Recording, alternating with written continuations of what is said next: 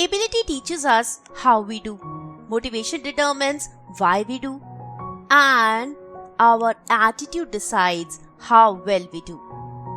Hello दोस्तों, नाम है निशा, चैनल किस्से कहानी और किताबों पर आपका बहुत बहुत स्वागत है। आज एक और सेल्फ हेल्प नॉवल की समरी के साथ हाजिर हो गई हूँ। ये नॉवल जिसकी समरी के लिए मुझे रिक्वेस्ट किया था ज्योति रावत ने। Thanks Jyoti for suggesting me such a good book. Book का नाम है यू कैन विन, लिखा है शिव खेरा ने। 1998 में लिखी गई ये बुक, जिसमें कि स्टेप बाय स्टेप आपको बताया गया है कि कैसे आप टॉप अचीवर बन सकते हैं, कैसे आप जिंदगी में सक्सेसफुल बन सकते हैं। इस बुक की summary I am very sure कि आपको मोटिवेट करेगी। आपकी डे टू डे लाइफ की चीजों में कैसे आप इम्प्रूवमेंट ला सकते हैं, कैसे सक्सेसफुल बन सकते हैं, कैसे आपको आपके एटीट्यूड में थोड़ा सा चेंज करना है और उसके बाद आपकी लाइफ में एक बहुत बड़ा चेंज आ जाएगा। ये बुक जिसे 13 चैप्टर्स में बांटा गया है, अगर आप हर चैप्टर को समझेंगे, उसे अपनाएंगे, तो देखिएगा कि आपकी जिंदगी में कितना बड़ा चेंज आएगा। बहुत पॉजिटिवली चीजों को लेना इस बुक में सिखाया गया है और नेगेटिविटी का कितना बुरा असर होता है हमारी लाइफ पर वो भी बताया गया है। क्या करना चाहिए, किस तरह से हम अपने एटीट्यूड को बेटर बना सकते हैं, अपनी जिंदगी को बेटर बना सकते हैं, उसके स्टेप्स इस बुक में दिए गए हैं। और बस हमें सिर्फ उन स्टेप्स को फॉलो करना है, अपनी गलतियों को समझना है। वो भी इस बुक में बताई गई है कि कौन सी मेजर गलतियां हमारी होती हैं जिनकी वजह से हमें सक्सेस नहीं मिलती। अगर पहले चैप्टर की बात करें तो फर्स्ट चैप्टर है इम्पोर्टेंस ऑफ एटीट्यूड। इसमें ऑथर का कहना है कि सिर्फ 15% जो हम पढ़ते हैं, जो हम फैक्ट्स और फिगर्स कलेक्ट करते हैं, जो हम इतना स्टडी करते हैं, एजुकेशन लेते हैं, उससे हमें सक्सेस मिलती है। बाकी 85% हमारा एटीट्यूड है। अगर एटीट्यूड अच्छा है, अगर एटीट्यूड परफेक्ट है, तो आपको सक्सेस जरूर मिलेगी। अगर आपके पास उतनी एजुकेशन नहीं भी है या फिर आप टॉपर नहीं भी हैं, एक एवरेज स्टूडेंट है, पर आपका एटीट्यूड बहुत अच्छा है, तो आप जिंदगी में सक्सेसफुल बन सकते हैं। आप अपने एटीट्यूड में थोड़ा सा चेंज करके अपनी लाइफ को बहुत बेहतर बना सकते हैं। ऑथर ने यहाँ पर एक छोटी सी स्टोरी भी शेयर की है। एक बार एक गुब्बारे वाला जो कि अलग अलग कलर्स के गुब्बारे बेच रहा था, जब कोई भी उससे गुब्बारा ना खरीदता तो वो किसी भी कलर का गुब्बारा आसमान में उड़ा देता। जब आसपास के बच्चे उस गुब्बारे को उड़ते हुए देखते तो उसके पास आ जाते गुब्बारे लेने। एक दिन एक बच्चे ने पूछा था, अंकल अगर आप ब्लैक कलर के गुब्बारे को उड़ाओगे तो वो भी उड़ेगा क्या? जिस पर उन्होंने कहा था कि कलर से फर्क नहीं पड़ता, फर्क पड़ता है जो उसके अंदर है उससे। ऐसा ही हमारी जिंदगी में भी अप्लाई होता है।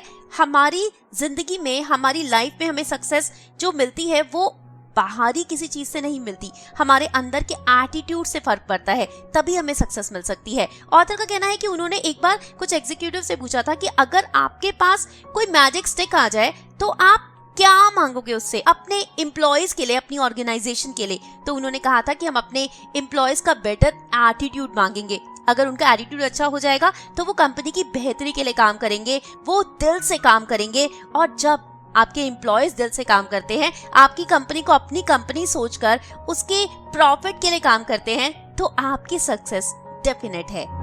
तो बेसिकली इस चैप्टर में ऑथर कहना चाहता है कि आपके एटीट्यूड से ही आपको सक्सेस मिलती है। सिर्फ आपका अच्छा एटीट्यूड हो तो आप सक्सेसफुल हो सकते हो। आपकी सक्सेस में 85% जो कंट्रीब्यूशन है वो आपके एटीट्यूड का है। सिर्फ 15% कंट्रीब्यूशन है उस पढ़ाई का, उस डिग्री का जो आपने अचीव की है, जिसे पाकर आपको लगता है कि अब मैं सक्सेसफुल हो जाऊंगा। बस सिर्फ उस डिग्री से कुछ नहीं होने वाला। क्या एक ऐसी बिल्डिंग जिसकी फाउंडेशन ही कमजोर है, जिसकी नींव ही कमजोर है, वो अर्थक्वेक में सरवाइव कर सकती है? नहीं कर सकती। वैसे ही अगर आपका एटीट्यूड अच्छा नहीं है ना लाइफ की तरफ, आपका एटीट्यूड लोगों की तरफ अच्छा नहीं है, तो आप कभी सक्सेसफुल नहीं हो सकते। क्यों ऐसा होता है कि सेम क्वालिफिकेशन वाले दो लोग, बहुत ज्यादा डिफरेंस होता है उन दोनों की अचीवमेंट्स में? सिर्फ एटीट्यूड का डिफरेंस है। यहाँ पर ऑथर ने एक छोटी सी बिब्लिकल स्टोरी बताई है जो आपके साथ शेयर करना चाहूंगी। एक बार एक गांव में एक बहुत बड़ा जायंट होता है जो लोगों को बहुत परेशान कर रहा होता है। तब वहां पर एक आदमी का 17 साल का भाई जो कि एक शेपर्ड है वो आता है और पूछता है कि तुम उस जायंट को मार क्यों नहीं देते? जिस पर वो आदमी कहता है, can't you see he is too big to hit? जिस पर वो शेपर्ड मुस्कुरा देता है और कहता है, I don't think so, I think he is too big to miss. और उस शेपर्ड की इस बात से उस आदमी को इंस्पिरेशन मिलती है और एक ही ब्लो में वो उस जायंट को मार देता है। हर प्रॉब्लम का सॉल्यूशन जरूर होता है, सिर्फ हमारे नजरिए की बात है। आप अपना एटीट्यूड कैसे बेटर कर सकते हो, कौन से ऐसे फैक्टर्स हैं जो आपके एटीट्यूड पे इफेक्ट डालते हैं। बहुत सारे ऐसे फैक्टर्स हैं, पर अगर उन्हें ब्रॉडली क्लासिफाई किया जाए तो 3 बड़े फैक्टर्स हमारे एटीट्यूड को इम्पैक्ट करते हैं। Environment, experience and education. Environment क्या है? एनवायरनमेंट जो आपके आसपास लोग हैं वो एक पॉजिटिव या नेगेटिव एनवायरनमेंट आपके लिए क्रिएट करते हैं। अगर आप पॉजिटिव लोगों के आसपास रहते हो, अगर आप क्वालिफाइड लोगों के आसपास रहते हो, अगर आप समझदार लोगों के आसपास रहते हो, तो आपका एटीट्यूड भी वैसा ही बन जाता है। दूसरा, एक्सपीरियंस। एक्सपीरियंस तो टाइम के साथ साथ हम कमा लेते हैं, टाइम के साथ साथ हमें एक्सपीरियंस मिल जाता है, पर डिपेंड करता है कि हम कैसे लोगों से सराउंडेड हैं। पॉजिटिव लोगों से सराउंडेड होंगे तो पॉजिटिव एक्सपीरियंस मिलेगा, वरना नेगेटिव। तीसरा, एजुकेशन। अगर आप अच्छी सेल्फ हेल्प बुक्स पढ़ेंगे तो आपके एटीट्यूड में बहुत चेंज आएगा। इसलिए आप क्या पढ़ रहे हैं उससे आपके एटीट्यूड पर बहुत फर्क पड़ता है। सो building a right attitude is like building a proper foundation for a house. So don't keep missing it. चलते हैं चैप्टर 2 की तरफ, जो हमें बताएगा कि कैसे हमें अपना एटीट्यूड पॉजिटिव रखना है। Chapter 2, building a positive attitude. एक तरफ जहाँ विनर्स के पास हर प्रॉब्लम का सॉल्यूशन होता है, वहीं लूजर्स उनके पास हर सॉल्यूशन के लिए एक प्रॉब्लम। पॉजिटिव एटीट्यूड आपकी लाइफ को मीनिंगफुल बनाता है, रिवॉर्डिंग बनाता है, पर क्या ये पॉजिटिव एटीट्यूड बनाना आसान है? नहीं। पहले तो आपको अपना एटीट्यूड पॉजिटिव करना वो ही बहुत मुश्किल, और दूसरा अगर कर भी लिया तो उसे मेंटेन करना बहुत मुश्किल। ऐसा नहीं है कि एक बार आपने अपना एटीट्यूड बदल लिया तो वो वापस नेगेटिव नहीं होगा, वो वापस नेगेटिव भी हो सकता है। आपको लगातार उस पर काम करते रहना होगा। हमें पहले तो वो प्रिंसिपल्स पता होने चाहिए जिनके थ्रू हम अपने एटीट्यूड को पॉजिटिव बना सकते हैं।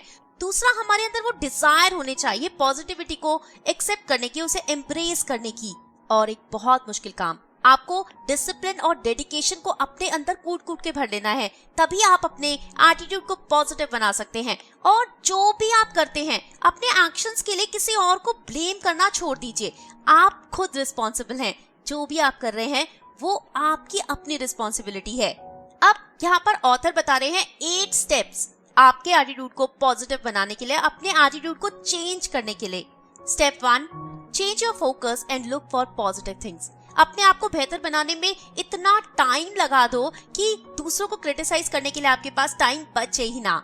Step 2, make a habit of doing it now. काम को अगर आप अभी कर सकते हो ना तो अभी कर लो। ये जो जिंदगी का खेल है ना, ये हमें खुद ही खेलना होता है। और इसमें फनी पार्ट पता है क्या है? टेस्ट के बाद हमें टेक्स्ट मिलता है और अपनी गलतियों को हम नाम दे देते हैं एक्सपीरियंस का। Step 3, develop an attitude of gratitude. Count कीजिए अपनी ब्लेसिंग्स को, अपनी ट्रबल्स को नहीं। Step 4, get into a continuous education program. Intellectual education influence करती है हमारे हेड को, वहीं वैल्यू बेस्ड एजुकेशन वो इन्फ्लुएंस करती है हमारे हार्ट को। और ट्रू एजुकेशन कौन सी होती है? हेड और हार्ट दोनों की। तो आपको किस चीज के लिए कम्पीट करना है? नॉलेज और विजडम के लिए, ग्रेड्स के लिए नहीं। और नॉलेज वो तो हम हमेशा ले सकते हैं, पूरी जिंदगी भर हम नॉलेज ले सकते हैं। इसलिए कभी भी ये मत कहिए कि मेरी पढ़ाई कंप्लीट हो गई है। पढ़ाई चल रही है और जिंदगी भर चलेगी। Step 5, build high self esteem. Self esteem क्या है? जैसे हम अपने आप को देखते हैं, अगर हम अपने बारे में अच्छा सोचते हैं तो हम दुनिया के बारे में भी अच्छा ही सोचेंगे। और अपनी सेल्फ एस्टीम को बढ़ाने का सबसे अच्छा तरीका पता है क्या है? उन लोगों के लिए करो, उन लोगों का भला सोचो जो आपको किसी भी तरह से पे नहीं कर सकते, neither by cash nor in kindness. Step 6, stay away from negative influences. किसी भी इंसान का कैरेक्टर उन लोगों से डिसाइड नहीं हो सकता जिनकी कंपनी में आप रहते हो। उन लोगों से भी डिसाइड होता है जिनकी कंपनी आप छोड़ देते हो, जिनको आप अवॉइड करते हो। अगर आप अचीवर्स के साथ एसोसिएट हो जाओगे ना तो आप भी वही बन जाओगे। इसलिए ना कहना सीखो, थैंक्स कहना सीखो नेगेटिव इन्फ्लुएंस को, और आगे बढ़ जाओ। Step 7, learn to like the things that need to be done. जो काम करना है वो करना ही है। अगर हम उसे पसंद करना शुरू करेंगे, उस काम में इंटरेस्ट लेना शुरू करेंगे, तो हमारी प्रोडक्टिविटी, हमारी क्वालिटी और ज्यादा इंप्रूव हो जाएगी। इसलिए अपने काम से प्यार करना सीखिए। Step 8, start your day with something positive. सुबह उठ के कुछ पॉजिटिव करो, चाहे वॉक करो, भगवान के बारे में सोचो, कुछ भी। अगर आप अपनी जिंदगी बदलना चाहते हो ना तो आपको अभी से शुरुआत करनी होगी। Chapter 3, success winning strategies. Concentrate कीजिए उन चीजों पर जो आपको चाहिए, उन चीजों पर नहीं जो आपको नहीं चाहिए। सक्सेस है क्या? किसी के लिए वेल्थ है, किसी के लिए हेल्थ है, किसी के लिए रिकॉग्निशन है, किसी के लिए पीस ऑफ माइंड है। बट जो समझने की बात है वो ये कि success is a ongoing journey, it is not a destination, it is internal not external. लोग कहें आप सक्सेसफुल हैं, कोई फर्क नहीं पड़ता, पर आपको खुद लगना चाहिए, आपको खुद सेटिस्फैक्शन होनी चाहिए। सक्सेस सिर्फ उस चीज से नहीं मेजर की जा सकती कि आप आज कहाँ पर हैं। सक्सेस मेजर की जाती है उन सारे ऑब्स्टिकल से जिन्हें आपने पार किया है, उन सारी तकलीफों से जिन्हें ओवरकम करके आज आप एक बड़ी जगह पर पहुंचे हो। Success and happiness go hand in hand. Successful आप तभी माने जाओगे अगर आपको लगता है कि जो आप जिंदगी में करना चाहते थे वो आपने अचीव कर लिया है। बड़े बड़े लोग, अगर हम अब्राहम लिंकन की ही बात करें तो उन्हें प्रेसिडेंट ऑफ अमेरिका बनने के लिए बहुत स्ट्रगल करना पड़ा। कर्नल सैंडर्स जिन्होंने 65 की एज में KFC खोला था, उसे खोलने से पहले उन्होंने कम से कम 1000 लोगों के दरवाजे खटकाए होंगे। अगर आपको लगता है ना कि आप कर सकते हो तो आप कर सकते हो। अगर आपको लाइफ में फेलियर मिलता है तो बाउंस बैक कीजिए, दोबारा ट्राई कीजिए। आज नहीं तो कल सक्सेस जरूर मिलेगी और जीतने के लिए आपके पास चॉइसेस अवेलेबल हैं, बस आपको वाइजली चूज करना है। Chapter 4 attributes to success. यहाँ पर ऑथर बता रहे हैं वो क्वालिटीज जो आपके अंदर होनी चाहिए सक्सेसफुल होने के लिए। पहला, डिजायर। आपके अंदर एक बर्निंग डिजायर होनी चाहिए सक्सेसफुल बनने के लिए, तभी आप उस पाथ पर चल पाएंगे। 2, कमिटमेंट। आपको जीतने के लिए खेलना है, हारने के लिए नहीं, तो आपके अंदर वो कमिटमेंट होनी बहुत जरूरी है। 3, रिस्पॉन्सिबिलिटी।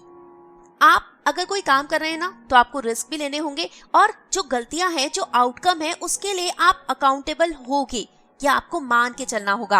आप कभी भी कमजोर होकर जीत नहीं सकते। अपने से स्ट्रॉन्ग को वीक बनाकर आपको अपने आप को स्ट्रॉन्ग करना है। 4, हार्ड वर्क। जितना ज्यादा हार्ड वर्क करेंगे उतने ज्यादा लकी बनते जाएंगे। ऐसा कुछ नहीं है कि मैं बहुत लकी हूँ या फिर आप बहुत लकी हो। अगर आप मेहनत करोगे तो सक्सेस मिलेगी। 5, करेक्टर। करेक्टर क्या है? 3 वैल्यूज का mixture, integrity, respect and responsibility. बाकी सारी वैल्यूज वो सपोर्टिंग है। आप कितने ऑनेस्ट हैं, पॉजिटिव हैं, अनसेल्फिश हैं, कितना लोगों की मदद करते हैं, वो सब सपोर्टिंग वैल्यूज हैं। एबिलिटी आपको सक्सेसफुल बनाती है और करेक्टर आपको सक्सेसफुल रहने में मदद करता है। 6, positive thinking and positive believing. सिर्फ पॉजिटिव सोचने से आप सक्सेसफुल नहीं हो सकते, आपके पास स्किल और विल दोनों का होना बहुत जरूरी है। पॉजिटिव थिंकिंग क्या है? पॉजिटिव सोचना कि मैं सक्सेसफुल हो सकता हूँ, और पॉजिटिव बिलीविंग क्या है? कि आपके पास वो स्ट्रैटेजी है, आपके पास वो पाथ है जिस पर चलकर आप सक्सेसफुल बन सकते हो। 7, give more than what you get. ये बहुत इंपॉर्टेंट पॉइंट है। अगर आपको जितना मिलता है उससे थोड़ा सा ज्यादा आप काम कर लेंगे ना तो आपको बहुत रिस्पेक्ट भी मिलेगी, लोग आपके ऊपर ट्रस्ट भी करेंगे, कंपनी के आप एक बहुत अच्छे एम्प्लॉय बन जाओगे और आपका कोई कंपटीशन नहीं होगा। आप इतना ऊपर पहुंच जाओगे हायरार्की में कि आपको किसी से कम्पीट करने की जरूरत है ही नहीं। आपको इससे कॉन्फिडेंस भी मिलेगा और लोग आपको एज अ लीडर देखने लगेंगे। 8, the power of persistence. Persistence बहुत बड़ा रोल प्ले करता है आपकी सक्सेस के लिए। 9th, pride in performance and 10th, be a student and get a mentor. Chapter 5 what is holding us back. यहाँ पर ऑथर बता रहे हैं कि 20 ऐसे फैक्टर्स हैं जिनकी वजह से आपको फेलियर मिल सकता है। अगर आप उन पर काम कर लें तो आप सक्सेसफुल बन पाएंगे। और वो फैक्टर्स क्या हैं? Unwillingness to take risk, lack of persistence, instant gratification, lack of priorities, looking for shortcuts, selfishness and greed, lack of conviction, unwillingness to plan, unwillingness to prepare, rationalizing, not learning from past mistakes, inability to recognize opportunity, inability to use talent, fear, lack of discipline, lack of knowledge, low self-esteem, fatalistic attitude, lack of purpose and lack of करेज। जी हाँ, आपके पास success की recipe तो है, पर उस recipe में सभी ingredients को अच्छे से यूज करना है। क्वालिटी इंग्रेडिएंट्स होने चाहिए, प्रोपोर्शन बिल्कुल सही होना चाहिए। ओवरकुक या फिर अंडरकुक करके आप कभी भी सक्सेस नहीं पा सकते। Chapter 6 motivation, motivating yourself and others every day. Thoughts move logic, emotions move feelings, but motivation it moves us to be in action every day. Motivation है क्या? मोटिवेशन है वो ड्राइविंग फोर्स जिससे हमें मिलती है वो डिजायर सक्सेसफुल होने के लिए। And without success there is a little pride in life. क्या हम दूसरों को मोटिवेट कर सकते हैं? नहीं, हम सिर्फ उन्हें इंस्पायर कर सकते हैं मोटिवेटेड रहने के लिए। क्यों? क्योंकि मोटिवेशन एक्शन है और आपको अपने लिए खुद ही काम करना होता है, कोई और आपके लिए कुछ नहीं कर सकता।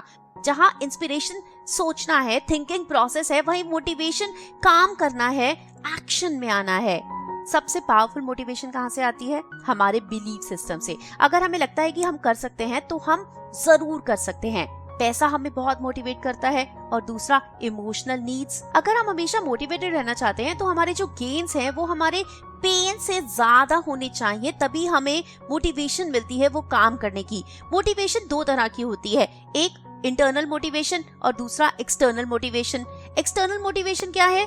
मनी, सोसाइटल अप्रूवल, फेम और फियर। अगर हमें अच्छा पैसा मिल रहा है तो नौकरी करने के लिए हम मोटिवेटेड रहते हैं, या फिर अगर हमें डर है कि हमें निकाल दिया जाएगा इसलिए हम काम कर रहे हैं। ये सब एक्सटर्नल फैक्टर्स हैं जिनसे हमें मोटिवेशन मिलती है। बट इनमें प्रॉब्लम क्या है? अगर मोटिवेटर चला जाएगा तो मोटिवेशन चली जाएगी। अगर हमें पे कम मिल रही है तो हमें काम करने की मोटिवेशन नहीं होगी। अगर सोसाइटी हमारे ऊपर कोई प्रेशर नहीं डाल रही, हमें किसी चीज का डर नहीं है, कोई फेम नहीं चाहिए, तो मोटिवेशन कहाँ से आएगी? दूसरा, इंटरनल मोटिवेशन। इंटरनल मोटिवेशन कैसे मिलती है? Sense of responsibility, accountability, ownership, pride in performance, इस तरह के ड्राइविंग फोर्स हो सकते हैं इंटरनल मोटिवेशन के लिए। आपका ड्राइव और आपका एटीट्यूड आपको इंटरनल मोटिवेशन देता है। ये लास्टिंग होती है क्योंकि ये आपके अंदर से आ रही है और ये सेल्फ मोटिवेशन में कन्वर्ट हो जाती है। देखिए, मोटिवेशन तो हम सबके पास है, चाहे हम काम कर रहे हैं या नहीं। जो पूरा दिन खाली बैठा है उसके पास मोटिवेशन है खाली बैठने की। डिपेंड करता है कि आप किस तरह की चीजों से मोटिवेट होते हैं। एप्रिसिएशन एक बहुत बड़ा मोटिवेटर है। आपको एप्रिसिएशन मिलती है तो अच्छा लगता है। हालांकि ये एक्सटर्नल मोटिवेटर है, पर आपको ये इंटरनली मोटिवेट कर देता है। Chapter 7, self esteem. Self esteem, हम इस वर्ड को बहुत गलत तरीके से लेते हैं। सेल्फ एस्टीम जिसका मतलब है अपने बारे में अच्छा सोचना, तभी आप दूसरों के बारे में अच्छा सोच पाएंगे। पर बहुत लोग इसका मतलब ईगो समझते हैं, बट ऐसा नहीं है। जिस इंसान की हाई सेल्फ एस्टीम होती है वो अपने बारे में अच्छा सोचता है, वो अपनी गलतियों को एक्सेप्ट करता है, कंस्ट्रक्टिव क्रिटिसिज्म उसे लेना आता है। जिसकी लो सेल्फ एस्टीम होती है वो बहुत रूड होता है, उसके अंदर कॉन्फिडेंस नहीं होता, वो अपनी कमियों को छुपाने की कोशिश करता रहता है, रिलेशनशिप्स मेंटेन करना उसके लिए बहुत मुश्किल होता है, वो कभी भी अपनी गलती नहीं मानता, बहुत आर्ग्यू करता है और हमेशा यही सोचता है कि मैंने तो बहुत किया पर तुमने मेरा कुछ नहीं किया, मैं तो हमेशा तुम्हारे साथ अच्छा रहा पर तुम मेरे साथ अच्छे नहीं थे, मेरी कोई गलती नहीं है। एक लो सेल्फ एस्टीम वाला इंसान ही ऐसी बातें कहता है। अगर आपकी सेल्फ एस्टीम हाई है तो आप अपने बारे में पॉजिटिव रहोगे और अपनी गलतियों से सीखोगे, उन्हें समझोगे और बाकी लोगों को भी इम्पोर्टेंस दोगे। इस तरह से आपके रिलेशंस अच्छे हो जाएंगे, लोग आपके बारे में अच्छा सोचने लगेंगे। ऐसा नहीं है कि सिर्फ आप अपने बारे में अच्छा सोचें और बाकी आपके बारे में बुरा सोचें, तो आपकी सेल्फ एस्टीम हाई नहीं लो है। जहां हाई सेल्फ एस्टीम हमें सिखाती है सेल्फ एक्सेप्टेंस और सेल्फ वर्थ, वहीं लो सेल्फ एस्टीम हमें देती है फियर और सेल्फ डाउट। कैसे अपनी सेल्फ एस्टीम को हाई रखना है, कैसे उसे इम्प्रूव करना है, वो सब हमें सिखाया जाएगा नेक्स्ट चैप्टर में। Next chapter, chapter 8, steps on building high self esteem. अगर आप एक मीनिंगफुल लाइफ जीना चाहते हो ना, तो आपकी सेल्फ एस्टीम का हाई होना बहुत जरूरी है। सबसे पहले हमें फाइंड आउट करना होगा कि लो सेल्फ एस्टीम होने के कारण क्या होते हैं। सेल्फ एस्टीम किस तरह से हाई हो सकती है, इस चैप्टर में उसके स्टेप्स बताए गए हैं। अगर आपकी अपब्रिंगिंग अच्छी हो, आपके पेरेंट्स की सेल्फ एस्टीम हाई होगी ना, तो वही वैल्यूज आपको भी मिलेंगी। अगर पेरेंट्स के पॉजिटिव बिलीव्स होंगे, वैसे ही उनके व्यूज होंगे, तो आप भी वैसे ही बनोगे। पेरेंट्स अपने बच्चों पर जितना पैसा खर्च करते हैं, अगर उससे डबल टाइम स्पेंड करने लगे तो उनकी सेल्फ एस्टीम बहुत बेहतर हो सकती है, वो एक बहुत बेहतर इंसान बन सकते हैं। ऑथर कहते हैं, don't just do what you like but start liking what you do. जो आप करते हैं अगर आप उसे पसंद करेंगे तो आपके अंदर पॉजिटिविटी आएगी। चलिए बात करते हैं उन स्टेप्स के जिससे कि आप अपनी सेल्फ एस्टीम को हाई कर सकते हैं। Step 1, Read biographies and autobiographies of people who have turned their weaknesses into strengths. Step 2. Learn intelligent ignorance. Step 3. Do something for those who cannot pay you in cash or kind. Step 4. Learn to give and receive compliments. Step 5. Accept responsibility. Step 6. Practice discipline. Step 7. Set goals. Step 8. Associate with people of high moral character. Step 9. Become internally driven, not externally driven. Step 10. Build a mindset that gives you happiness. Step 11. Give yourself positive auto-suggestions. Step 12. Turn your weakness into strengths. In short, ये सारे steps वही हैं जिन्हें हम पिछले chapters में भी discuss कर चुके हैं. हमें ऐसे लोगों के साथ रहना चाहिए जिनकी मॉरल वैल्यूज हाई हैं. हमें डिसिप्लिन में रहना चाहिए. डिसिप्लिन हमेशा पॉजिटिव होता है. बहुत सारे लोग कहते हैं कि यार डिसिप्लिन में रहना हमें अच्छा नहीं लगता, हम अपने बच्चों को वही करने देते हैं जो वो करना चाहते हैं. पर क्या अगर वो स्कूल जाने के लिए मना करेंगे तो आप कुछ नहीं कहेंगे? या फिर वो बीमार है, दवाई खाने के लिए मना करेंगे, तब आप उन्हें करने देंगे वो जो करना चाहते हैं? तब अगर आपको लगता है जो सही है वही करना चाहिए, तो आप हमेशा उन्हें डिसिप्लिन में रहना सिखाइए. अपने आप को पॉजिटिव चीजें कहो. अपने आप को कहो कि आप ये कर सकते हो, आपके अंदर कैपेबिलिटी है. अगर हमेशा पॉजिटिव चीजें सोचोगे, अपना माइंडसेट चेंज करोगे, खुशियां ढूंढोगे, खुश रहने की कोशिश करोगे, तो आपको सिर्फ और सिर्फ खुशियां ही मिलेगी. और खुश रहकर आपकी सेल्फ एस्टीम भी बहुत बढ़ जाएगी. चैप्टर 9. Interpersonal skills. बिल्डिंग अ प्लीजिंग पर्सनालिटी. बहुत सारे लोग आपने देखे होंगे जिन्हें देखते ही आपको उन पर प्यार आने लगता है, आपको वो बहुत अच्छे लगते हैं. बट बहुत सारे लोग होते हैं जिनसे थोड़ी देर बात करके आपको लगता है no, I can not deal with this person. एक अच्छी अट्रैक्टिव पर्सनालिटी बनती है आपके एटीट्यूड से, आपके बिहेवियर से और आपके एक्सप्रेशन से. एक्सप्रेशंस देखकर ही आप समझ जाते हो कि ये इंसान हम्बल होगा, ये इंसान बहुत ग्रीडी है, बहुत सेल्फिश है और हमें इससे दूर रहना चाहिए. अगर आप दूसरों के साथ अच्छे होते हो ना, तो आप अपने साथ बेस्ट बिहेवियर में होते हो. ऑथर का कहना है कि आप जो दूसरों को देते हैं वही आपको मिलता है. इसलिए अपने बारे में सोचना अच्छी बात है, सेल्फ इंटरेस्ट रखना अच्छी बात है, बट सेल्फिश होना अच्छी बात नहीं है. सेल्फिश होते हैं तो क्या होता है, आप अपना अच्छा तो सोचते हैं बट बाकियों का उससे बुरा हो रहा है, इससे आपको कोई फर्क नहीं पड़ता. बट जब अपने सेल्फ इंटरेस्ट के बारे में सोचते हैं तो आप विन विन सिचुएशन के बारे में सोचते हैं, जहां आपके साथ भी अच्छा हो और किसी और के साथ भी बुरा ना हो. तो अपनी पर्सनालिटी को प्लीजिंग बनाइए, अट्रैक्टिव बनाइए कि लोग आपको देखकर आपसे बात करना चाहें, आपको पसंद करें. ऐसा नहीं कि आपको अवॉइड करना शुरू कर दें. अगर आपके बारे में कोई नेगेटिव चीजें कहता भी है तो उसे अपने दिमाग में मत रखिए. किसी को भी हक नहीं है कि वो आपके दिमाग को गार्बेज डंप करने की जगह बनाए. वो कोई कूड़ेदान नहीं है, उसमें हम अच्छी चीजें ही रखेंगे, तभी तो हमारी पर्सनालिटी प्लीजिंग होगी. Chapter 10. Build a positive personality. Personality opens the doors and character it keeps it open. यहाँ पर ऑथर ने 25 ऐसे स्टेप्स बताए हैं जिनके थ्रू आप अपनी पर्सनालिटी को पॉजिटिव बना सकते हैं या आप जान सकते हैं कि आपकी पर्सनालिटी पॉजिटिव है या नहीं. वो स्टेप्स हैं क्या, वो कैरेक्टर्स हैं क्या जो आपके अंदर होने चाहिए, तब आपकी पर्सनालिटी पॉजिटिव होगी. क्या आपके बहुत सारे फ्रेंड्स हैं? क्या बहुत सारे लोग आपको पसंद करते हैं? अगर हाँ, तो आपकी पर्सनालिटी पॉजिटिव है. क्या आप एक अच्छे लिसनर हो? क्या आप डिस्कशन करने में बिलीव करते हो, आर्ग्यूमेंट करने में नहीं? डिस्कशन और आर्ग्यूमेंट के बीच में क्या डिफरेंस होता है?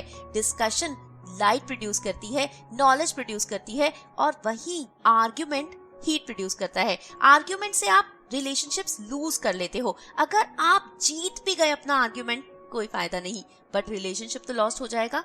क्या आप बोलने से पहले सोचते हो या जो मन में आता है वही बोल देते हो? If you speak what you like, then you will end up hearing what you don't like. इसलिए हमेशा सोच कर बोलो, अपने वर्ड्स केयरफुली चूज करो. किसी और को हर्ट करना आपका मोटिव नहीं होना चाहिए. वर्ड्स बहुत तीर की तरह चुभते हैं, रिलेशनशिप्स हमेशा के लिए खत्म कर सकते हैं. सो चूज व्हाट यू से रादर देन से व्हाट यू चूज. क्या आपकी हैबिट है हमेशा क्रिटिसाइज करते रहने की? मत करो, कोई फायदा नहीं है, क्योंकि 50% लोगों को आपकी क्रिटिसाइज करने से कोई फर्क नहीं पड़ता और बाकी 50% लोग खुश होते हैं कि आप तकलीफ में हो. इसलिए क्यों कंप्लेन करते रहना है? बहुत सारे लोग हर चीज में कमियां ढूंढ ही लेते हैं, but don't be like that. Keep smiling. Smile करके हम खुशियां फैलाते हैं. एक छोटी सी स्माइल कई बार एक इंसान को बहुत बड़ी प्रॉब्लम से बाहर निकाल सकती है। एक बहुत बड़ी प्रॉब्लम हमारे साथ होती है कि अगर किसी ने हमारा 2 बार फोन नहीं उठाया तो हम सोचने लगते हैं कि ये इंसान हमें अवॉइड कर रहा है। नहीं, पॉजिटिव इंटरप्रिटेशन करो दूसरों के बिहेवियर्स का। अगर आपके साथ कोई बुरा भी बिहेव कर रहा है तो सोचो, हो सकता है उसकी कोई मजबूरी है, हो सकता है वो बहुत बिजी है, हो सकता है उसके दिमाग में कुछ और प्रॉब्लम्स चल रही हैं। सो डोंट थिंक नेगेटिव, क्योंकि नेगेटिव सोचकर हम अपना दिमाग ही खराब करते हैं, अपने लिए ही प्रॉब्लम्स क्रिएट करते हैं, अपने दिमाग में ही गार्बेज भर रहे हैं। ज्यादा बोलने की बजाय एक अच्छे लिसनर बनो और सामने वाले को मौका दो अपनी बात एक्सप्लेन करने का, उसे बीच में मत काटो। अगर आपको किसी की बात कोई अच्छी लगे ना तो उसे ऑनेस्टली अप्रिशिएट करो। लाइफ बहुत प्यारी है यार, तो एंथुसियाज्म के साथ जियो। जीने से पहले मरना क्यों है, जब तक जिंदा है तब तक तो खुलकर जिएंगे। अगर आपसे कोई गलती हो गई है तो एक्सेप्ट कर लो और उसके लिए रिस्पॉन्सिबिलिटी लो कि हाँ मुझसे ये गलती हुई है, तभी तो जिंदगी में आगे बढ़ पाओगे। गलतियां एक्सेप्ट करने से आपकी पर्सनालिटी बेटर होती है और आपकी सेल्फ एस्टीम भी बढ़ती है। अगर आपकी पर्सनालिटी पॉजिटिव है तो आप दूसरों के बारे में गॉसिप नहीं करेंगे। अगर आप किसी के बारे में गॉसिप करेंगे तो आपके बारे में भी तो कोई और गॉसिप करेगा ना। आपके अंदर ग्रैटिट्यूड होना चाहिए, दूसरों के एक्शंस के लिए आपको थैंकफुल होना चाहिए। बट इसका मतलब ये नहीं है कि आप एक्सपेक्ट करो सामने वाला भी आपको हर चीज में थैंक्स कहे। नहीं, ये एक्सपेक्टेशन नहीं रखनी चाहिए। आपको लॉयल होना चाहिए, ऑनेस्ट होना चाहिए, हम्बल होना चाहिए। लोग आपके ऊपर विश्वास करें, ट्रस्ट करें, आपके ऊपर डिपेंड करने में उन्हें कोई डर ना लगे। आपके अंदर कर्टेसी होनी चाहिए। सरकास्टिक होने से ना हम बहुत नेगेटिविटी कलेक्ट कर लेते हैं, इसलिए सरकास्टिकली कुछ मत कहो। जो कहना है सीधा सीधा कहो, जो आपके मन में है वो बोलो। आपको ट्रूथफुल होना चाहिए, बट पहले जैसे कहा था सोचकर बोलना चाहिए। किसी को हर्ट करके हमें कुछ नहीं मिलने वाला, तकलीफ के सिवा, दर्द के सिवा। सो build a positive personality, build a cheerful personality, keep smiling and spread smiles. Chapter 11, Subconscious Mind. Form positive habits and character. Inspiration is what get us started. Motivation is what keeps us on track. And habit is what makes it automatic. आपने ये तो जरूर सुना होगा that winners don't do different things but they just do things differently. और वो क्या चीज कैसे डिफरेंटली करते हैं, वो सारी चीजें विनर्स करते हैं जो हम सब भी कर सकते हैं पर करना नहीं चाहते। करना तो वो भी नहीं चाहते, उन्हें भी उन सब चीजों को करने में मुश्किल होती है बट वो स्टिल करते हैं। फॉर एग्जाम्पल, जल्दी सुबह उठना करना तो हम भी चाहते हैं बट हमसे नहीं होता। डिसिप्लिन में रहना, हार्ड वर्क करना, दूसरों के फायदे के लिए काम करना या फिर सेल्फिश मोटिव से काम ना करना। बहुत सारी ऐसी चीजें हैं जो हमें पता है कि हमें करनी चाहिए बट हम नहीं कर पाते क्योंकि हम उसे हैबिट नहीं बना पाते और उसके लिए हम मोटिवेट नहीं कर पाते अपने आप को। एक सेइंग और भी हम सब जरूर सुनते हैं, that practice makes a man perfect. But नहीं, ये सच नहीं है। Perfect practice makes a man perfect. अगर हम रोज सुबह ना उठने की प्रैक्टिस करेंगे तो कैसे उठ पाएंगे। हमें परफेक्ट प्रैक्टिस करनी होगी, हमें वो काम करने होंगे जो करने जरूरी हैं। कॉन्शियस और सबकॉन्शियस माइंड के बारे में आपने सुना ही होगा। कॉन्शियस माइंड में वो चीजें होती हैं जो हम करते हैं और सबकॉन्शियस माइंड उन चीजों को ऑटोमेट कर देता है। अगर हम रोज सुबह लेट उठते हैं तो सबकॉन्शियस माइंड में हमारे चला जाता है कि हमें लेट ही उठना चाहिए। एक दिन अगर हम जल्दी उठने की कोशिश भी करते हैं तो हमारा सबकॉन्शियस माइंड हमें मना कर देता है। सबकॉन्शियस माइंड एक गार्डन की तरह है जिसमें हम जो ट्रीज बोएंगे वैसा ही गार्डन बनेगा। अगर फ्लावर्स लगाओगे तो बहुत खूबसूरत और ब्यूटीफुल गार्डन बनेगा। अगर वीड्स लगाओगे तो कोई उस गार्डन को पसंद नहीं करेगा। इट मीन्स कोई आपको पसंद नहीं करेगा। इसलिए सबकॉन्शियस माइंड को हमें ट्रेन करना है और उसके लिए क्या करना है, कहते हैं कि 21 दिन में आप किसी भी चीज की हैबिट बना सकते हो। बट ऐसा नहीं है, आप उसे थोड़ा एक्सटेंड करने की कोशिश कीजिए। कोई भी काम अगर आपको करना है तो उसके लिए कम से कम 41 डेज का टाइम रखिए, तब हो सकता है कि शायद उस चीज की आपको आदत पड़ जाए। क्योंकि कॉन्शियसली जो आप इतने सालों से कर रहे हैं, जो आपके सबकॉन्शियस माइंड ने इतने सालों से एक्सेप्ट कर लिया है, उसे चेंज करने में अब बहुत टाइम लगने वाला है और आपको उस टाइम के लिए तैयार होना है। आपको उसके लिए क्या करना है, अपने सबकॉन्शियस माइंड में वो बातें बिठाने के लिए पॉजिटिव एफर्मेशंस को आप यूज कर सकते हैं, पॉजिटिव वर्ड्स यूज कर सकते हैं। जैसे कि आप बोलिए, मुझे कल सुबह उठना है, मुझे हेल्दी रहना है। इमेजिन कीजिए अपनी एक हेल्दी सी पिक्चर, या फिर आप कोई कार खरीदना चाहते हैं, आप अमीर बनना चाहते हैं, तो इमेजिन कीजिए कि आपके पास एक बड़ी सी कार है, एक बड़ा सा घर है, और उस पिक्चर को अपने दिमाग में बिठा लीजिए ताकि आप उसे अचीव करने के लिए अपने कॉन्शियस माइंड को मोटिवेट कर सके और वो बात सब कॉन्शियस माइंड में स्टोर हो जाए, वो आपकी हैबिट बन जाए। आप इमेजिन कीजिए कि आपके आसपास बहुत सारे लोग हैं, बहुत सारे आपके फ्रेंड्स हैं, तभी आप अपनी हैबिट्स को इम्प्रूव कर पाएंगे, अपने नेचर को अच्छा बना पाएंगे और एक अच्छे इंसान बन पाएंगे। इसके लिए आप जो पॉजिटिव चीजें, पॉजिटिव अफर्मेशंस यूज करना चाहते हैं, उन्हें कम से कम दिन में 2 बार अपने दिमाग को याद दिलाइए। आप उसे लिख भी सकते हैं अपने आसपास, बेड के पास या फिर अपने वॉश बेसिन के पास चिपका सकते हैं और कम से कम रोज 2 बार अपने माइंड में उन सभी चीजों को विजुअलाइज कर सकते हैं। रात को सोने से पहले और सुबह उठते ही सबसे पहला काम यही करना है। आपके सबकॉन्शियस माइंड में अगर बैठ जाएंगी ना चीजें, तो वो आपकी हैबिट्स बन जाएंगी और आपकी पर्सनालिटी पॉजिटिव पर्सनालिटी बन जाएगी। Chapter 12 goal setting, set and achieve your goals. Goals क्या है? गोल्स है फोकस। आप कभी भी ऐसी किसी ट्रेन या बस में बैठ जाते हैं जो पता ही नहीं कहाँ जा रही है, फिर आप लाइफ ऐसी क्यों जीना चाहते हैं? क्यों ऐसी लाइफ को आगे बढ़ा रहे हैं जिसमें आप जानते ही नहीं कि आपको करना क्या है, आपकी अचीवमेंट क्या होनी चाहिए? If you have eyes on the goal, then you will not see any obstacle in the journey of highway of your life. अगर एक बहुत ही सनी डे हो और आप एक पेपर के ऊपर मैग्नीफायर घुमाते रहो तो वो पेपर नहीं जलता, बट अगर एक ही पॉइंट पर फोकस करो तो पेपर जल सकता है। यही है पावर कंसंट्रेशन की। कंसंट्रेशन, हार्ड वर्क, इसे अचीव करना मुश्किल है, बट प्रैक्टिस के साथ हम ऐसा कर सकते हैं। ड्रीम्स और गोल्स में क्या फर्क है? ड्रीम्स वो है जो हम करना चाहते हैं और गोल वो है जिसके लिए हमारे पास एक पाथ डिसाइडेड है कि हमें किस रास्ते पर चलकर वहां पहुंचना है। ड्रीम्स अगर सपोर्टेड होंगे डेडिकेशन के साथ, डिटर्मिनेशन के साथ, डायरेक्शन, डिसिप्लिन और डेडलाइन के साथ, तभी हम उसे गोल बना सकते हैं। ड्रीम्स को रियलिटी में बदलने के लिए कुछ स्टेप्स ऑथर ने दिए हैं। पहला, have a written clear goal. आपकी जिंदगी का क्या गोल है आपको वो पता होना चाहिए, आपको लिख कर रखना चाहिए। दूसरा, उस गोल को अचीव करने के लिए आपके पास एक एक्शन प्लान भी रिटन होना चाहिए। और तीसरा, उस गोल को आपको कम से कम दिन में 2 बार पढ़ना है। गोल कभी भी वेग नहीं होना चाहिए, डेफिनेट होना चाहिए, टाइम बाउंड होना चाहिए। आपको पता होना चाहिए कि आपको क्या अचीव करना है। ये नहीं कि मुझे खुश रहना है या फिर मुझे हेल्दी रहना है, नहीं, आपको पता होना चाहिए अगर आपको वेट कम करना है तो आपका गोल होना चाहिए 2 महीने में 5 किलो या जो भी, पर उसे टाइम बाउंड होना चाहिए, उसे स्पेसिफिक होना चाहिए, अचीवेबल होना चाहिए, रियलिस्टिक होना चाहिए। अगर आप रख लें 2 महीने में आपको 25 किलो वेट कम करना है तो ये रियलिस्टिक नहीं है, ये अचीवेबल नहीं है, ये आपको और ज्यादा डीमोटिवेट कर देगा। अगर आप कहें कि मेरा गोल है खुश रहना, तो क्या खुश रहना एक गोल है? नहीं, खुश रहना एक वे ऑफ लाइफ है। खुश रहने के लिए आपको क्या अचीव करना है वो आपका गोल हो सकता है। अगर आप कहो कि कल से मैं कम 1 घंटा फैमिली के साथ टाइम स्पेंड करूंगा, तो वो आपका गोल है और उसे अचीव करने के लिए आप क्या करेंगे, कैसे अपने आप को फ्री करेंगे, ये एक्शन प्लान आपके पास होना चाहिए। गोल्स शॉर्ट टर्म भी हो सकते हैं, मिड टर्म भी हो सकते हैं, लॉन्ग टर्म भी हो सकते हैं, बट इम्पोर्टेंट क्या है? विनर्स को क्या दिखता है? ऑब्जेक्टिव्स, और लूजर्स को सिर्फ और सिर्फ obstacles. Chapter 13 values and vision. Value जो कि हमारे डिसीजन को गाइड करती है, वैल्यूज प्राइसलेस होती है। अगर हम वैल्यू के ऊपर प्राइस टैग लगा देंगे तो उसकी कोई वैल्यू ही नहीं बचेगी।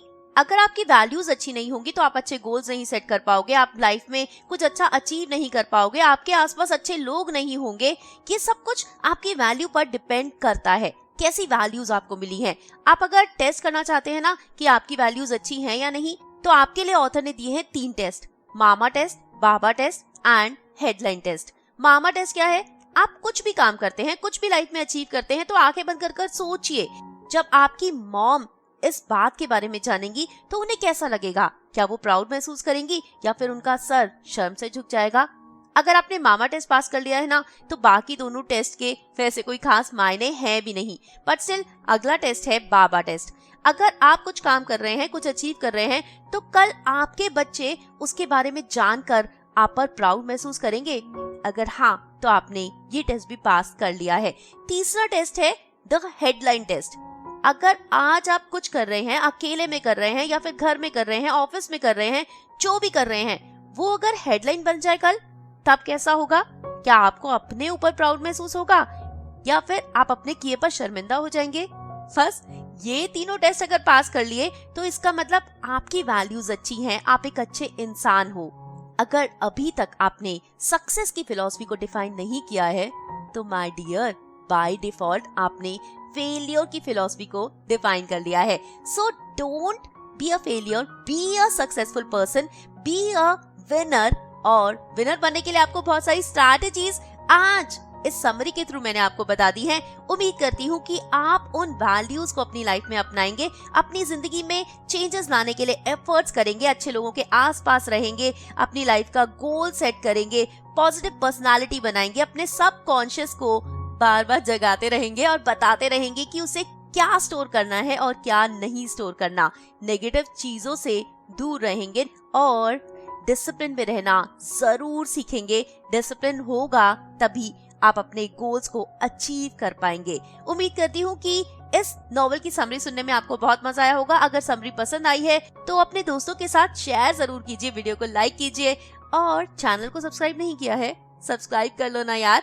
इसी के साथ दीजिए इजाजत। अगर आप अपनी पसंद की कोई और नॉवेल की समरी चाहते हैं तो वो भी जरूर बताइएगा। Keep smiling, spread happiness all around and keep waiting for me. I'll be back soon. Bye bye.